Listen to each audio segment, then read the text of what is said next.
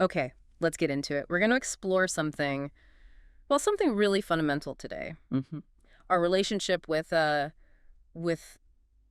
mortality, with death. Right. How we deal with it.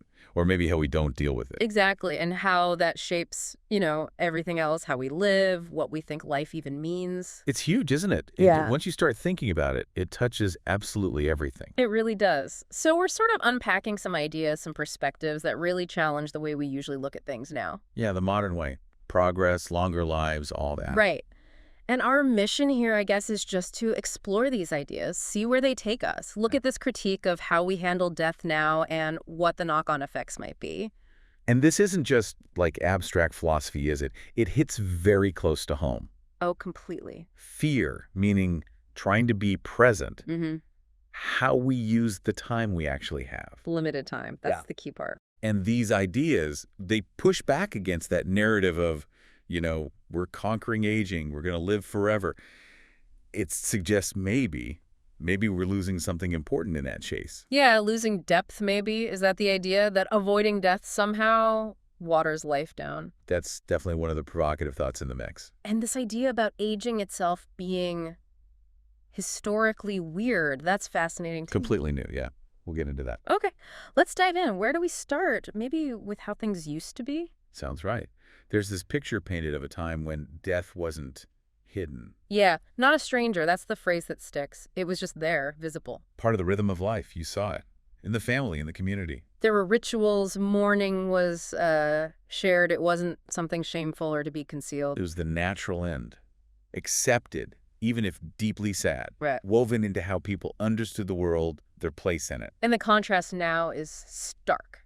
Totally. The argument is that now death is silenced. It's outsourced. Outsourced, yeah, like Yeah. it happened somewhere else. Behind hospital curtains, in nursing homes, clinical, managed. Away from the messiness of, well, life Yeah. and family. Right. Removed from that intimate space where it used to belong. And it's not just the moment of dying, is it? It's like any sign of Well, ending, decline. exactly. Aging gets airbrushed. Illness is something you kind of whisper about or put a brave face on. We're all part of this big project to pretend it's not happening, pushing away. Keep up appearances. Keep the surface smooth. And the core idea is this doesn't actually defeat death, it just hides the meaning of it. Buries the meaning, yeah. Yeah. Under this illusion of control or permanence. Buried meaning. What does that mean? What did death mean, or what does it mean that we're losing? Well, the thought is that death provides a boundary, a shape. A shape for life. Yeah. Without that endpoint, does life lose its definition, its structure? Mm. And by pushing it away, by shielding ourselves, we're not actually making life better or richer. We're distorting it. Robbing it of depth. Clarity. That's a strong claim. It is. The idea is that avoiding the truth of it makes us maybe detached. Detached from what? From each other, from strong feelings. And maybe all of the above. Yeah. If the end is too scary to face, maybe we unconsciously pull back from things that feel too intense, too real, too risky. And that leads to life feeling what? Fragile? Yeah. Weightless? Disconnected, yeah. Yeah. Like we're floating, not really anchored, because we're trying to deny the anchor of finitude. Wow. So without death, life loses its form. That's profound. The boundary isn't a prison wall, it's the frame. That's the idea. The frame that makes the picture inside matter, that Yeah. gives it value. Okay, this connects to how we view death now, doesn't it? Not as a boundary, but as a glitch. A technical flaw. Yeah. Yes, that's the critique of the modern, maybe post-enlightenment mindset. Everything's solvable with enough reason, enough science, even death. Right. It gets reframed. It's not an existential truth, just a bug in the system. And aging isn't natural. It's a disease to be cured. Exactly. Mortality becomes an engineering problem, something to be hacked, overcome. And you see it everywhere, don't you? The longevity startups. Oh, yeah. The promises of reversing aging. Or, the extreme stuff. People freezing themselves. Chronics, yeah. Waiting for future tech. And the way this is framed is crucial. These aren't seen as signs of embracing life. No, quite the opposite. Symptoms of terror. That's the language used. Unconscious panic. So it's not really about loving life more. It's about being terrified of it ending. That's the argument. A desperate flight from the inevitable rather than a celebration of the present. And this is where Freud comes in. The repressed truth. Yeah, the idea that if you push something fundamental down, try to deny it collectively, It doesn't just vanish. it comes back. Mm. And often very harshly. That's the quote that resonates. So this whole societal effort to suppress death, Yeah. it's psychologically costly. Damaging, yeah, misguided. What does that harsh return look like then? Is it just that panic, the freezing yourself stuff? Or is it subtler? It seems broader, maybe a kind of free-floating anxiety in the culture, Oh, well, restlessness, yeah. A sense that something's wrong even if we have more comfort and safety than ever. perhaps. And it twists our focus. Instead of a passion for living, we develop an obsession with not dying. Ah, that's a key distinction. All that energy Mm. directed towards avoiding the end instead of deepening the experience of the middle. Right. Consumed by the what if it ends rather than the what is it now. Exactly. And this frantic energy, this fear, Yeah. it leads into maybe the most surprising idea of all. Okay. What if? Yeah. Where are you? What if the real opposite of death isn't life? What else could it be? Meaninglessness. Wow. Okay. Unpack that. How does that work? Well, the thought process goes like this. If we fight so hard against death, deny its reality, we don't actually make life more alive. We dilute it, flatten it. That was Yeah. the earlier idea. Right, like turning down the color saturation, making it less vivid. Because death is what gives it the edges, the urgency. The boundary, the urgency, the truth. That's the claim.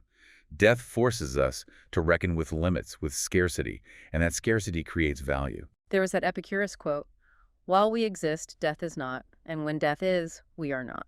Yeah, but the interpretation here isn't, don't worry about it. It's more like the state of not being is what defines the state of being. So avoiding thinking about death isn't being more attentive to life. It's an escape from life, from the very conditions that make it precious. Losing the boundary means losing the pressure, the focus, the reason why this moment matters. It's like if you had forever to do something, you'd probably never start. Or it wouldn't feel important if you did. If every day was just one of an infinite number, would any single day feel sacred, special? Probably not. So the constant push against the end, rather than living with the knowledge of the end, it actually sucks the life out of life, makes it feel less real. Thinner, less vibrant. That's the core of it. The energy spent not dying is energy stolen from living. That focus on avoiding, it distracts us. Completely. Which leads right into this idea of postponement. If we're always looking ahead, trying to secure the future against this thing we fear. We're not here now. Exactly. So what's the alternative path suggested? Making peace with it. Making peace with death. Not in a morbid way, but as an acceptance. And that acceptance, it grounds you. It shapes life around something solid. That's the phrase. Accepting the limit, the boundary, anchors you in reality. It lets you choose presence. Choose to be here fully, because this is what there is. Rather than what? Yeah. What are we choosing instead when we deny it? Fantasies, is that what they're called? Fantasies, yeah. Utopias of endless time. Bodies that never age, post-human dreams. The stuff spun out of treating death like a tech problem to be solved. Right. The promises of the longevity industry, the escape hatches. And the metaphor for these. Mortgages on our present. That's powerful. It really is. What does that mean, a mortgage on the present? Well, a mortgage uses future promises to pay for something now, but it costs you now, right? It takes your current resources. So these fantasies of forever, they consume our present attention, our energy. Our emotional investment. They make us postpone life. Postpone life, wow. We're so busy getting ready for this perfect, endless future, maybe just a comfortable retirement even, that we forget to live while waiting to become ready. Waiting for life to start. Later. When things are sorted. But it's only ever happening right now. Chasing forever makes us miss today. We're paying for a fantasy future with the currency of our actual present moments. That hits hard. And it connects to another major critique about aging. Right.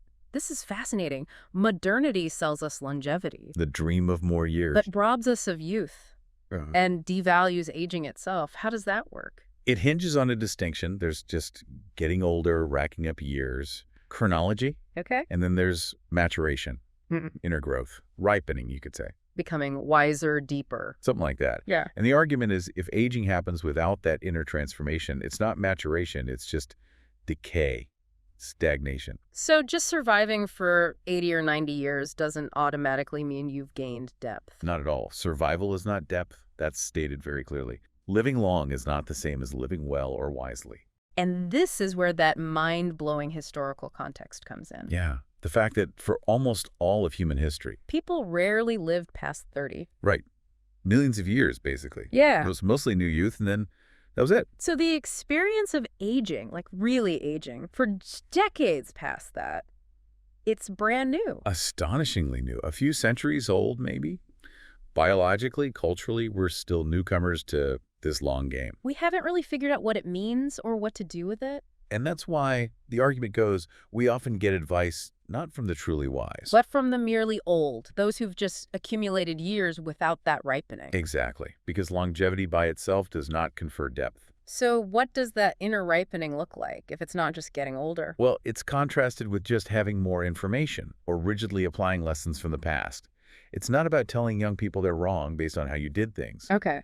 Later on, wisdom is described more like intuition, something that comes from really living the experience, embracing the messiness, the mistakes. So ripened elders could guide, maybe, but not dictate, because they understand growth involves risk. Perhaps. It's about a transformed perspective, a deeper understanding of life's complexity, earned through living, not just by lasting for a long time.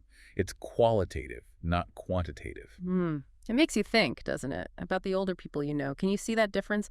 The ones who just seem old versus the ones who have that resonance, that earned wisdom. You really can once you start looking for it. It's a powerful lens. And this circles back again to our ancestors, right? The contrast is stark. Very nomadic lives, short, intense. They're vividly in symbiosis with mortality, close to nature, danger, instinct. Compared to us, living maybe 3 times as long. Often in cities, concrete jungles, abstracted, that's the word used, abstracted from danger, instinct, nature. Safer, maybe, physically, but disconnected from the things that shaped us for millennia. And the question hangs there, is this progress or is it something else? Displacement and evolutionary misalignment. That idea of misalignment feels really important. The external abstraction connects to an internal psychological one. Yes. Think about how we live now. We spend our most vital years, our 20s, 30s, 40s. Planning for retirement, saving up for decades down the line. Exactly. Focusing energy on a distant, uncertain future state of leisure or security. But But we're not wired for that. The argument is no. Our psychology was built for immediacy. for the present moment, the near future, survival needs. Right. Our brains evolved dealing with immediate threats, opportunities, seasons, not planning 60 years ahead in the same way. And this mismatch between our deep wiring and our modern long-term life structure, that's why we feel lost. Adrift. It's suggested as a major reason, this fundamental tension between our evolved nature and our current reality, leading to this sense of something's not quite right, even with all the comforts. And in this context, youth takes on a special significance too, doesn't it? Immense significance. And it's argued that we misunderstand it or undervalue its true nature. How so? We shouldn't tame it, discipline it. We should embrace its wild truths. Youth isn't just a waiting room for adulthood. It's the most vivid, risk-taking, transformational stage. The primal force of life. Yeah. It's where we learn intensely, form identities, push boundaries, mess up, figure things out. And trying to smooth that over, make it too safe, too controlled. That breaks the human story in half. It's saying that denying youth its fire, its necessary risks, is as harmful as denying death or devaluing maturation. Each stage has its own vital energy. And wisdom, again, isn't about controlling that youthful energy with rules from the past. No, it comes from intuition, from lived experience, from having navigated that fire yourself, perhaps. Okay, so all these threads, silencing death, chasing longevity, losing presence, the meaning of aging, our evolutionary mismatch, the power of youth, they weave together into a final point about life's meaning. They do. A kind of synthesis emerges. It circles back to the beginning, but with a deeper understanding. When it comes down to control, or the lack of it. Exactly. When does true life begin? The answer proposed is powerful. Not when we control it. No. It begins when we understand it ends. Wow, that completely flips the script. We think control enables life. But maybe true living starts with accepting our ultimate lack of control, especially over time, over the end. So life isn't meant to be long or perfect or controlled. It's meant to be deep, raw, lived. And the meaning comes not from how many years we get, but from the courage to live them fully, knowing they're finite, knowing it will pass. That very awareness, the boundary, is what gives everything inside the frame its significance, its preciousness. It calls for our attention, our engagement, our presence, because it's temporary. So, wrapping up the core argument here, our modern way, fearing and hiding death, treating it like a problem we can engineer away, it backfires. It doesn't lead to richer lives. It leads to thinner lives, postponed lives, disconnected lives. And the counter-argument is, embrace the boundary.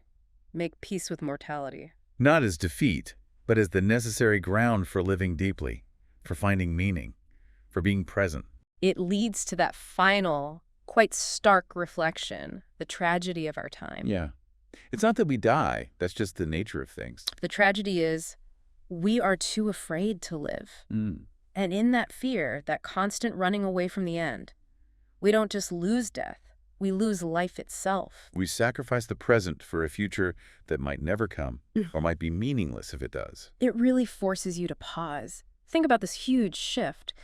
Millions of years of short, intense lives lived with death as a constant companion. To now, long lives, unprecedented longevity, but where death is hidden, almost taboo. What has that really done to our understanding of what living even is? Are we, so focused on adding more years? That we're forgetting to inhabit the years we have, losing the intensity, the depth, the rawness that maybe came with knowing it was short? It's a challenging thought to leave people with. Are we trading depth for duration? Maybe that's the question. For millions of generations, we lived and died within the wildfire of youth. It's only in the last few hundred years. That we've started listening to the old tell us how to live. Something to reflect on. Thank you for joining us for this deep dive. Yeah, hopefully it sparks some thoughts. Food for reflection.